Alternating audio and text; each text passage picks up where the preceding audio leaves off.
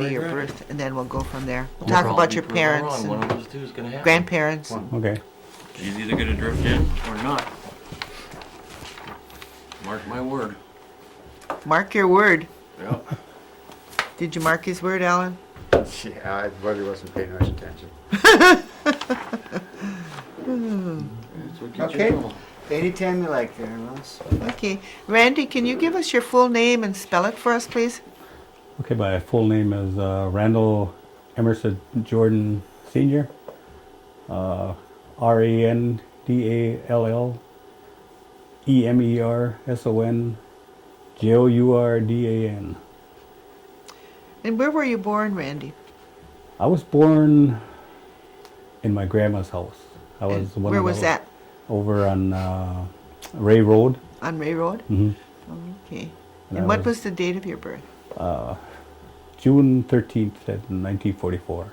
Okay. And what are your parents' names? My parents' names are the late Vernon and Catherine Jourdan. And what was Catherine's maiden name?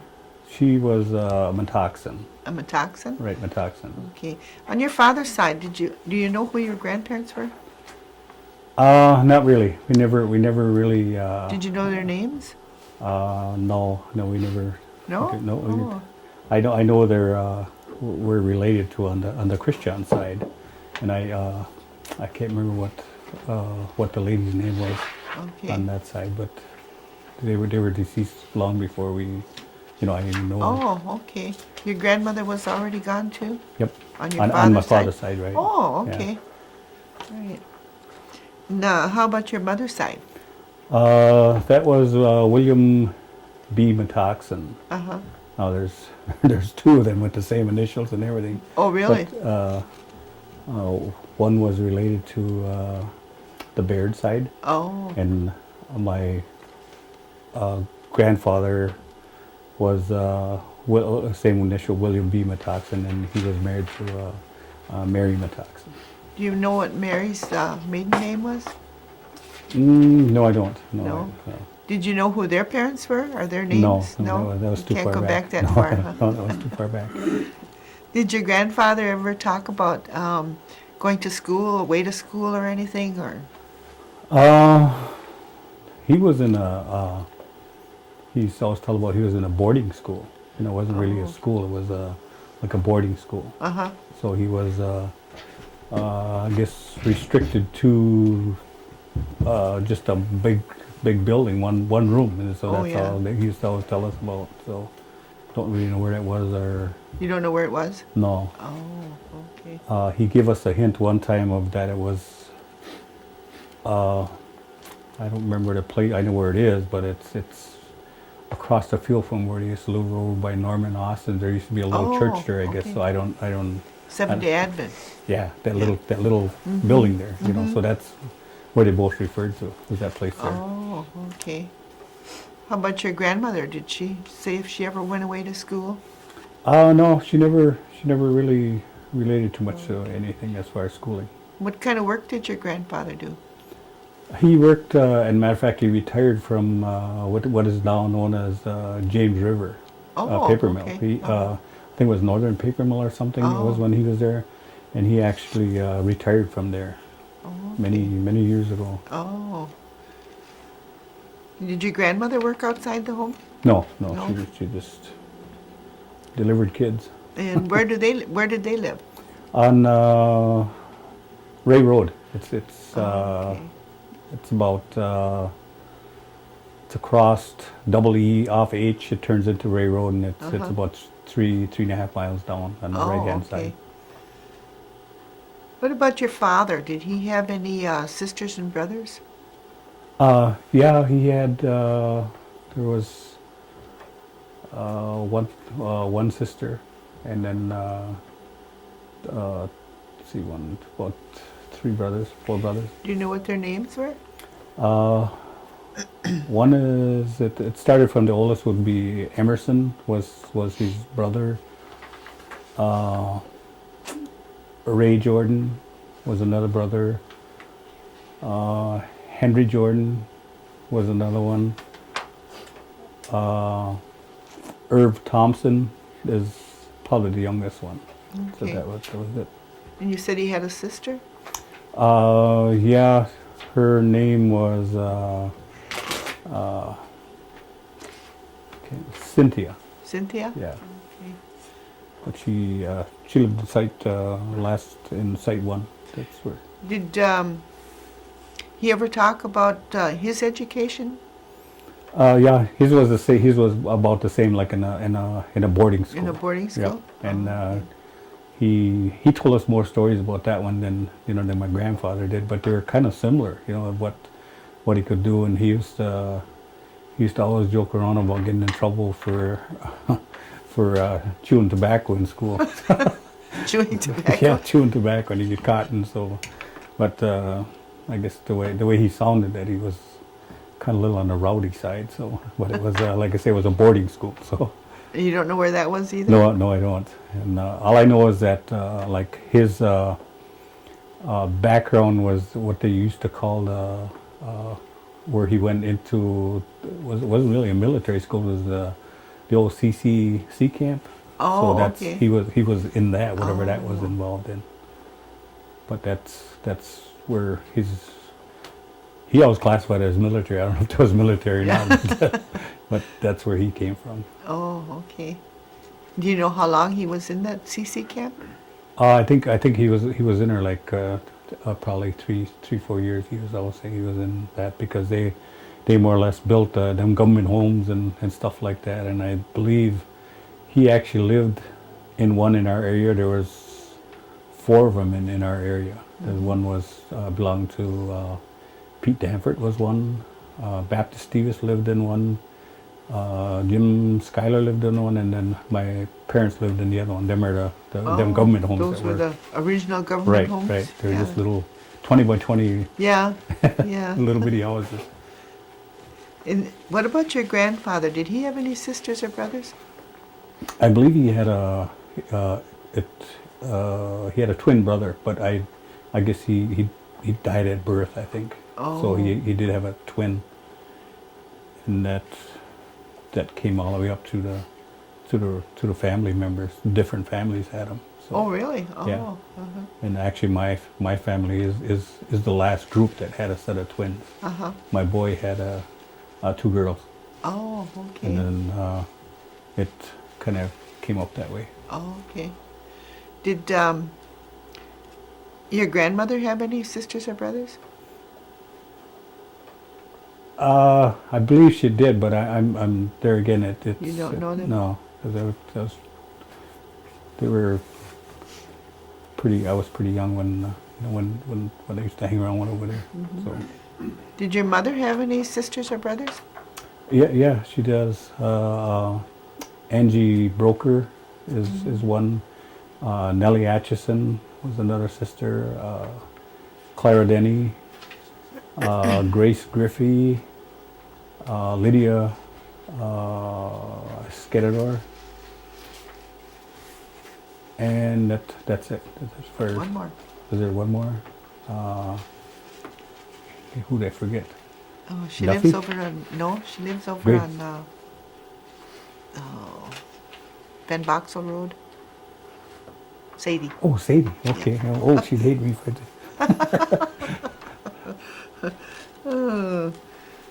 Did she have any brothers? Yes. Bill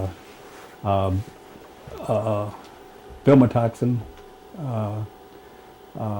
Freeman Matoxin,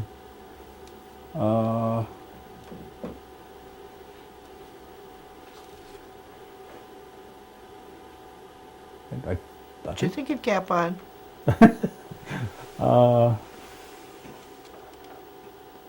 Bill was the youngest one. Freeman.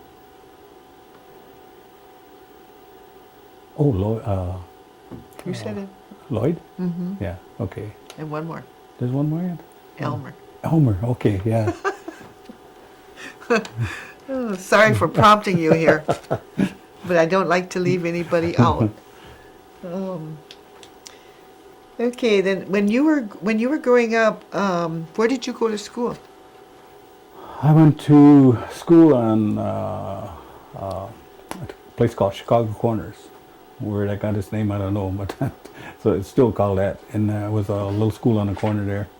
And I went there. We went there. I went there through the 6th grade, and that's when they start closing schools down and going to the bigger schools. So then there we were, from that school we were transferred to Seymour, and the grade school in Seymour, and then that's where we stayed that way. But all the local schools around here were being shut down at that time. There was probably 4 or 5 of them, I think, that were around in this particular area. The Chicago Corner School, was that a one-room school? Yeah, it was one big room, and then there was a basement in it too. But that was used just for recreation. Wasn't part of the school. The classroom was just upstairs.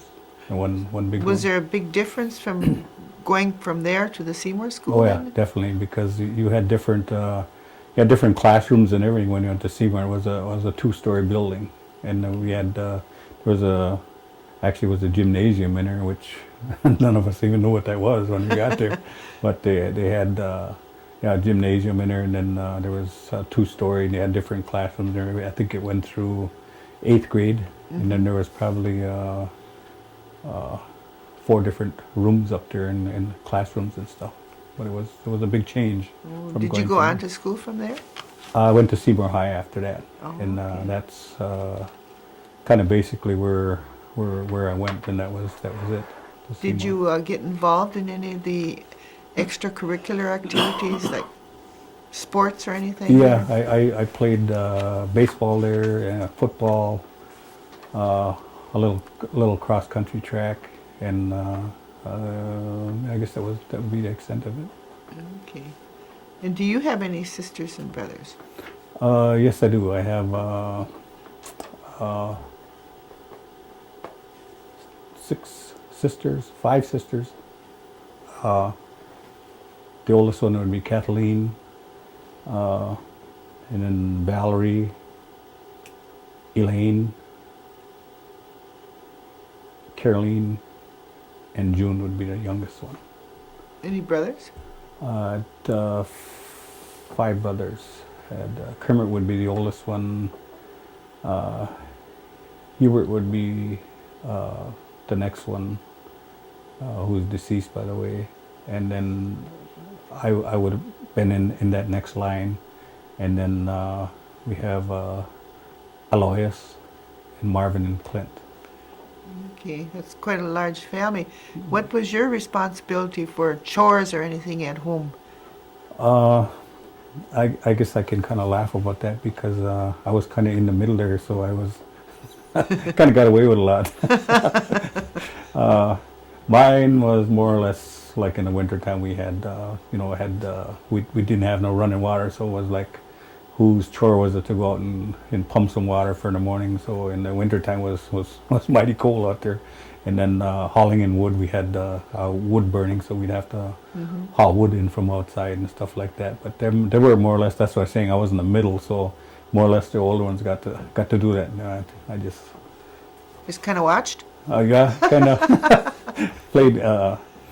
played like mom and dad's favorite little guy there. And then he want me to haul this stuff. I'm kind of little for this, so kind of got a lot of work by doing that. But we all had little chores like that. Did you have electricity? No, not really. We had the old kerosene lamps, and then I think we were probably, the lines came down. We were probably some of the first ones that had electricity because that line came down that road then. But other than that, it was just the old kerosene lamps, and there again, it's stumbling through the dark at night and stuff, and stuff like that. But it was all, there was no electricity. What kind of work did your father do? He worked in construction. He worked for a place called MRK out of Seymour. And then he retired from there, and the place, I think, operated for maybe 10 years or so after. And that's about where he worked there. I think it was, I could always tell that by my age because that's when he started or when I was born. So it was always like, I think he had like 38 years in there, I think. Oh, that's somewhere a around long there. time. Yeah. How about your mother? Did she work outside the home? Most of the stuff that she worked at was at Bishkoff in Black Creek, but we all worked there, you know. You worked there too? Yep. I remember when we got dragged out there, and when we were like 8 or 10 or even less than that, we were helping them pick potatoes and stuff like that out on Bishkoff's farm out there. I remember that. Okay. And then we went to we'd work at Keeney's in Seymour after that. But that's the kind of work she did. She did a little house cleaning in Green Bay, but most of the work was outside as far as to the farmers and stuff like that. Truck farmers? Yep. But that was kind of And fun. you did I guess. that too? Yeah. Well, not by choice. But yeah, the whole family would go out there and work out there and do stuff like that. So it was interesting. What did you do after that when you got a little older? I guess I kind of worked in Green Bay more or less in landscape companies where my first job was working with it's called Wetley Landscape. We worked there, and I worked there for maybe 4 or 5 years there in the landscape business, and then it was small other construction jobs. Then I went into the basement contracting business with Peterson Brothers there, which, by the way, they're still operating it, but just family tradition went through it. And from there I went into the service and stuff like that. But then when I got out of the service, I worked for myself for probably 5-6 years. And then from there I started with the tribe, and I've been with them ever since. How many years have you been with the tribe? I believe it's be going on 23, 24. Oh. What is your responsibility with the tribe? Right now I'm assistant facilities director of the gaming, which consists of the custodial department and the maintenance department for the casinos, all three of them. Okay. Do you have any children? Were you married? Yes, I was married twice, and I have 7 children, and actually I have 9, but I have 7 that I went 2 marriages. But I Could was you married give me the twice. names of your children? The oldest one would be William, and he's also employed, but he's employed by the housing authority. He's a maintenance man in the housing authority. And then I have Deborah. She is a dealer at the casino. And then Randy Jr. He works in Green Bay in different areas. And then I have Michael. He's a slot technician. Lyle, who he's currently unemployed, and then Jeremy, right now he's in college. He's going through for drafting and engineering. He's in I believe his 2nd year in college now, so nice. he's going pretty good on that. And then Candace is the small one. She's not the small one. She's the baby, but she's also in college, and she is going for her bachelor's in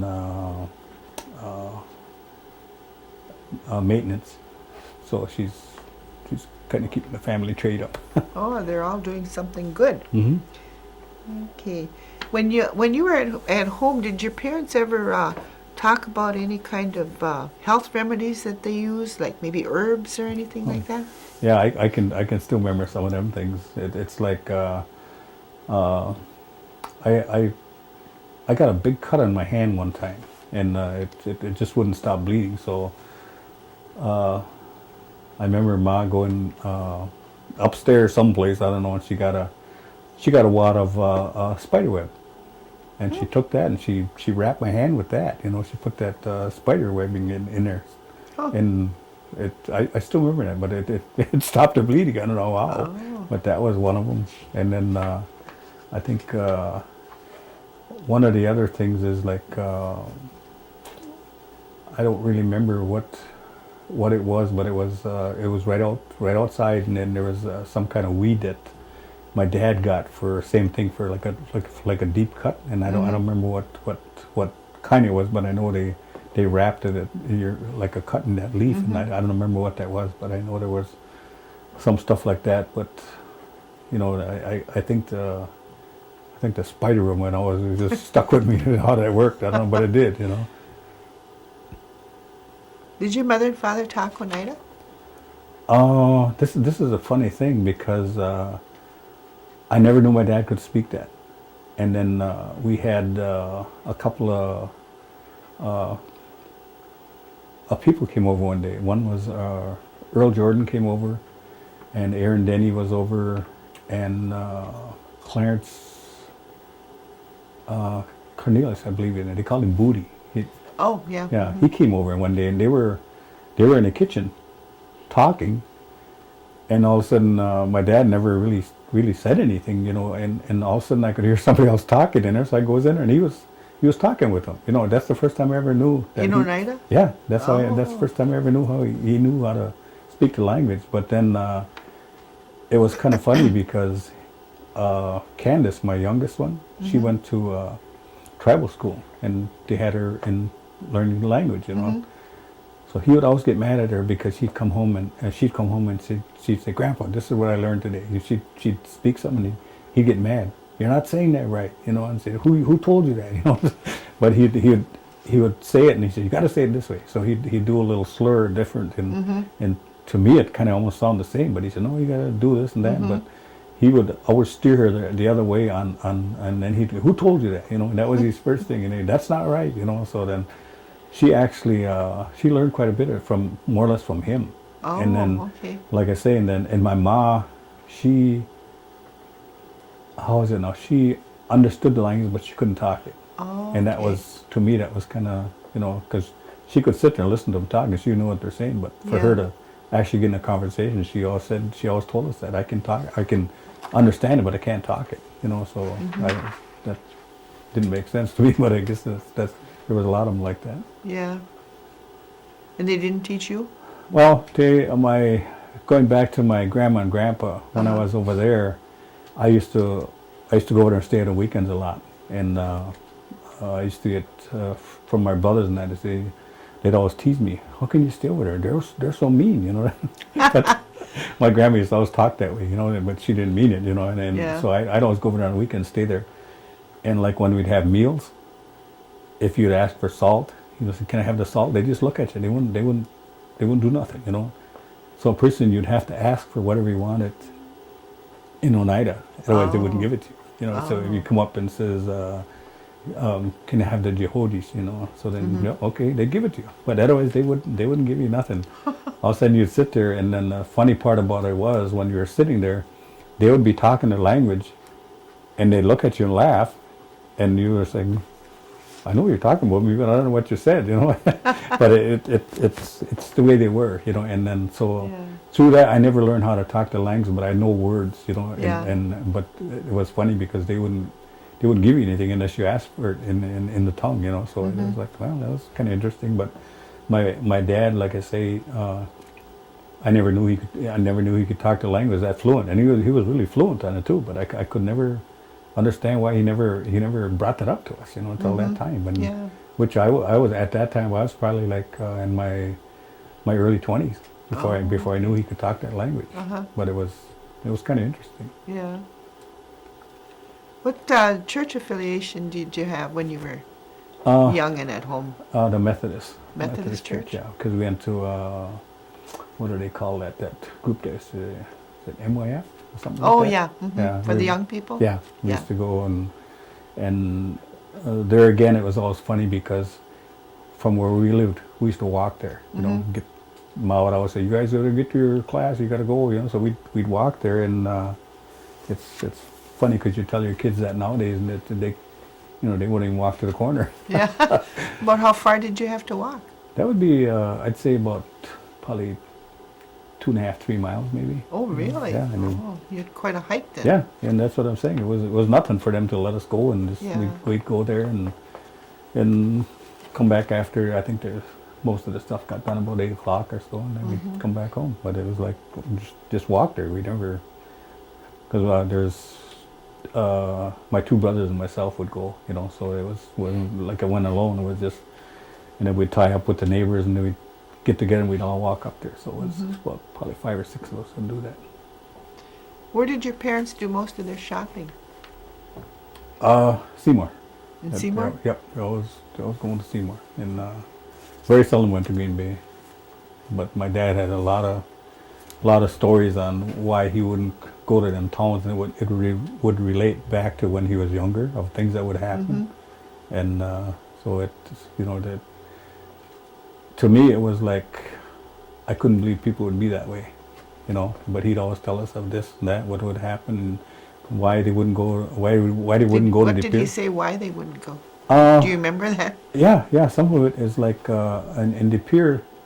He says if you go there, they're really rude to them, you know, just for the fact that they were Native American. And then as far as Green Bay, it was for the bigness of the city. He didn't like to go there, but there was always Seymour he always went to, and then. But he would have a lot of stories about of how people got treated, and it's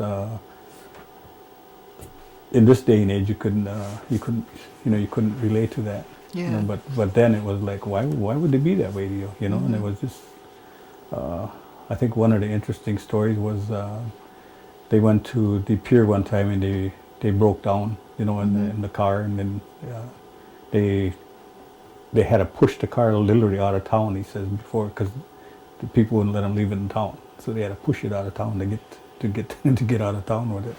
But there were a couple of things like that he'd always tell us, and it was pretty hard to believe, but I guess they were true. They weren't treated like that in Seymour, huh? No, because that's, well, I guess any young people like that, I used to go on when they're I guess you call them little toots, you know. Yeah. That's how I knew that's where they were. But yeah, that's they always went to Seymour. Yeah. Okay, what do you think about the tribe's education system? My daughter and my son are both involved in it right now, and I think right now at different stages, and they seem to help them quite a bit. You know, and then there's other parts where it's hard for them to get any assistance like they used to. I don't know if they're taking the programs away, or my daughter, for instance, now she went in and she had a couple of problems with completing the classes on their schedule, so they took some of her grants away. So then she had to reapply for them, you know, and then she got them back. Now her education was actually stopped for 6 to 8 months because of that problem they had. But by reapplying, and then she had to go to a different spot and do this and that, and so finally she got reinstated again. So now she's back on that. But I really don't know what the problem was. But it was some kind of miscommunication or something. And then my other son, he applied to go to what he's doing right now, and then he was scheduled in, and the grant money didn't get there, so they wouldn't allow him to start school unless he had this money to start. He wanted to get started on it, so actually I loaned him the money to get started, and I don't think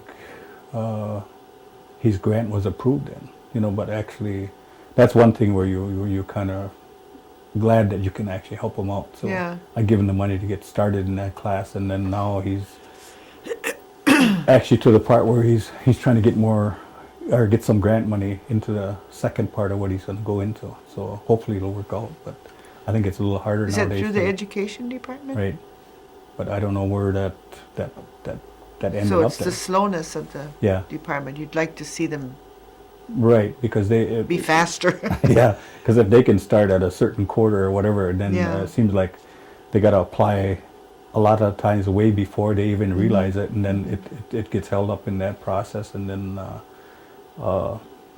like in my daughter's deal there, it was the credibility of the tribe wasn't, and to me it doesn't seem like it was allowed to take place, because they know that the tribe will eventually get the money to them, but they still wouldn't let them proceed unless that check was on spot. Yeah. So The school itself. So I don't know why that could be. I would think would be something should be improved in there. But as far as the help, as far as the schooling and stuff, I think it's good. It's great. You know how they're doing that. Do you go to any of the tribal council meetings? Yeah, I go to quite a few of them. Okay. What do you think about the per capita?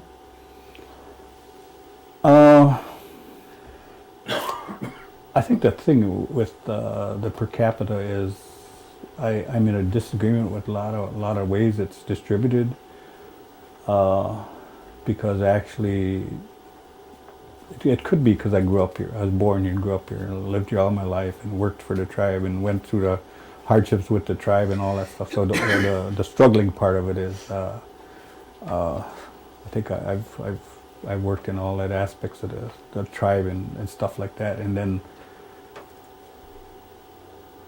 I think that the way it's distributed should be done a little different, is because there's actually, like I say, and I feel hard about it because of that. The reason being that you have to produce a quarter of your blood, and then you can get that. So there is a lot of it that's people are coming in because they can get that now. So they're saying, "Well, I'm a quarter this and that." And I guess my way, it could be looked at as being a little discount, harsh, or whatever. But to me, I've earned what I got, you know. And then to start sharing it with people who would just say, "Well, I'm quarter too," and did you ever work for the tribe? No, I didn't, but I'm quarter, so give me my money, you know. And that, I guess I don't know if that's a hard way of feeling about it, but that's just the way that my own personal feelings on that is that there should be something different on that as far as to distribute that money out a little more fair, you know. But I don't know. It's just my own opinion. So. They recently had the meeting on the New York claim. Did you attend that meeting? I attended the first one, and some of the smaller ones, the community ones, are on. Okay. You know, but there again, I've lived here all my life, and I don't intend to leave. You know, so for somebody who is, I've talked to different people who, would you take that venture to go out there if it came to it? Some are willing to do it. You know, but like I say, myself, my roots are here, and I'm gonna stay here. So I just kind of do with whatever we can get. Let's go for that, because like I say, I've been hearing them stories since I've been, you know, able to kind of wonder what they're doing over there. You know, so I've heard it a long time, and I've never seen nothing. So to me, it's like even at the stage you're at now, prove it to me, and I'll believe you. And that's where I'm at. Did your parents talk about the New York land claim? No, No? they never that was never even never discussed really. Yeah. But I didn't hear that kind of stuff. I didn't hear till I actually probably start working for the tribe. You know, then what is this, what is that, and stuff. So it's like I say, my roots are here, so that's where I'm gonna stay. Yeah. Do you think that they do enough for the elders? They could do a lot more, you know. And as far as What area would you like to see them do more in? communication, it's we have people out there that are known of what their needs are, and yet it's like when we get there, we'll get there and stuff, and that's kind of seems the way it is, and it's like a lot of the stuff is actually overlooked, and they actually need it, and it's not given to them. The other thing is, it's a twofold deal, because I've seen people, and with me working for the tribe in that area, as far as remodeling homes and stuff like, I've seen people that get it that really shouldn't. You know, it's like it's the thing of we've helped you 5 times, or why don't we help somebody here 1 time? You know, and that was always my theory. But I had no control over that. We had to go with where it was allocated. The money was allocated to us. So, and there's always somebody in there who makes that decision of where that money goes, and we were more or less involved in doing the work for it. But there are things that I could see out there that, you know, we've been here 3 times already, and then I know somebody over here needs this, and why can't we go do that? You know, and then it's a lot of times the biggest problem I've seen with that. My father would be one, is that they did not want any handout. That's what they classified it as. And my dad always said that he's not taking no handout. So if there was something that he needed, he would not go ask for it. I can give you an example. One time is when they start doing with this elderly feeding. Him and my mom both run into health problems. So then it was like the food can be delivered to your house. So how much? You know, because he knew that everybody always wanted something for. And they came over and explained to him, no, we'll bring this food to you, you know. And so Helen Webster used to deliver food to them and come over and see how they're doing and stuff. So the foods they deliver, I believe, was a light breakfast and a supper. So they'd bring that food over. One day, there was a lady who took over just for delivery because somebody else was missing it. So there was a different person came to deliver the food to them. So what happened was the lady made the mistake of telling my dad, she says, do you ever pay for any of this? And my dad reacted with, I was told I didn't have to. Her answer to him was, no, you don't have to, but you know, at least for the food you're getting, you should be able to give us 50 cents or whatever for that food. What she did is she asked him in the wrong way. He got on the phone and I believe he went as far as calling Percy, and he told him, I want a bill for all the food you guys give me. He said, I want a bill for that food. I don't want you ever to come to my house anymore and ask me for money that you told me that I didn't have. Somebody told me I didn't have to pay for that. And he says, and you know, I happened to be there when he did that, you know, and I knew he would do that because he got frustrated because he didn't want nothing. He's too proud to take something. So that's what he got on the phone, and he was bound and determined that he's going to pay for that. And he told him, you come over and I'll give you whatever you need for that, all the food we got, you know. And then it took, I know Helen Ann come over and talked to him, told him that's not what the purpose of that program is, and nope, he would not take any food. So it went, Sad. yeah, it went I'd say about 3 months, and he would not take any food from them. They tried again, but he refused it. The only way he said he would take it is if he paid for what he got, because he didn't want nothing for nothing. And it finally ended up.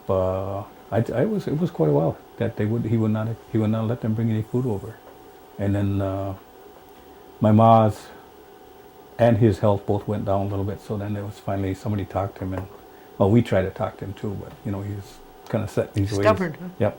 So he finally accepted it again, but that was one of the things that always got to me as why, and I knew he would do that because I knew him, you know, and that as soon as they asked him for money, then if they would have told him originally, he would have probably, you know, been paying Gave him it. something, right? yeah. But see, he figured it was the other way around, and but that was something I always remember. Oh my goodness. Do you how do you feel about the Oneida culture? Do you think that it needs to be given out more? Have more people learn about tribal members learn about the Oneida culture? Oh yeah, definitely. I definitely do. You can relate that to the New York lands claims now, because there's a lot of language going on there right now of this, that, we're losing this, we're gaining this, we should gain this and that. And even myself, you know, with not being orientated on that type of culture, that what they're talking about, where this came from, where this happened and stuff, this law and that law, it's talked about, but it's not really, I think it's not really explained enough to the people who don't understand it. And then the voting on this, I was really upset that they did the voting on it, but it's like, you know, I'm just one person. I did go for that purpose of doing the voting and stuff, but there are things in there, the language which was brought up in it and discussed as where this this law came up, came up and stuff, and I didn't think that was explained enough to all the people. What does that mean, you know? And, Yeah. and there's a lot of people that really to this day didn't understand what that was about, but they were asked to vote on it. So there again, that's my own opinion. Yeah. You know, and I still say that the cultures and whatever are there if you want to get into it, and there are some people who look at it different than I do. It's they're looking at the culture as a past way and trying to get it into the present, which I don't think it'll work. Certain parts will, but not all of it. You know, so we have to understand which generation we're in, and we have to go not lose the culture. I'm not saying that. It's just that we got to work with it and work with the present. So that's just my feeling on it. What do you think gaming has done for the tribe? Really, I think the gaming there's negative things on it, and there's positive things on it. I guess the majority of them are in the positive. What I've seen through all my years is that I basically always worked for what I got, and then worked on the outside, worked in Green Bay, worked in Appling, wherever I had to do to survive, to provide for my family. And then there are things that are given out too freely that I think shouldn't be. And it's like, if that money were actually made, which it is made through the gaming part, and invested differently, I think there should be ways looked at that. Purchasing of land, I know why they're trying to do it. I know what they're trying to build a reservation back up where it used to be. It's a long process, but the gaming has provided, I guess, ways of doing that. And hopefully we don't run into a problem of spending too much money to try to get that back, and we'll end up in a hole, because money is money, and you have to financially watch how you spend it.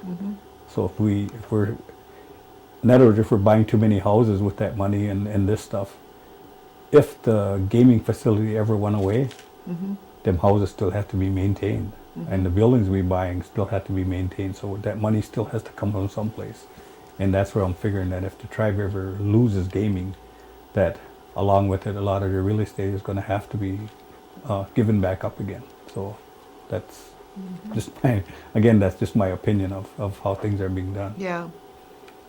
If you were to tell the youth of today anything, what would you tell them? Oh, I'd tell them that the thing is to look out for yourself and to look into the future of how things are going right now, as we're don't look at the prospects of to use the New York land claims thing, to look at that as too positive, to be aware of what's going on. You know, it could happen and it couldn't, and it hasn't happened all these years, but it might be there now, but I'm not sure, and I would not. If somebody asked me which way to go, and I wouldn't even think about doing that. But right now, I think with the new modern technology and stuff, it's got to do with the education, and the knowledge of your computer world now and stuff like that, and then that's where it is, So they gotta get into that in school, learn much as they can, and then if they want to help the tribe, fine. That's excellent to just carry that education into that area. But I think the biggest thing is to overlook gaming, because that's what I'm saying. Is that to look into the future, and gaming probably will be here, but in what aspect when they get old, we don't know. So don't depend on that. Depend on what you need. That's the way I think about that. Did we leave anything out, guys? I don't think so. No? Is there anything else that you'd like to tell us? Well, I appreciate you asking me to do this, and I was born here, and I tend to stay here, and the thing is, in any way that I can improve stuff around here, I'm willing to do and try and do my best ability. And as far as the education part about the tribe, it's kind of encouraging that every day it seems like I get involved with somebody who has moved back here, and it's like ask him, you know. And it's a lot of times I can give answers that they never even thought about or where they come from, but that just goes with me being here all my life and knowing the culture and knowing the tribe and knowing the way things are generated around here, and it's nice to know that you can do that, and I guess that's what I'm saying. And again, I appreciate you asking me to come here. Okay. Well, we're glad that you came. And then thank you very much. Okay. And then we'll get a copy of the video to you in about 2 to 3 weeks. Okay, that's fine. And one for you, and then the tribe will keep one, and they store it at the museum. So. Okay, that's Okay. really good. Okay, thank you. Thank you.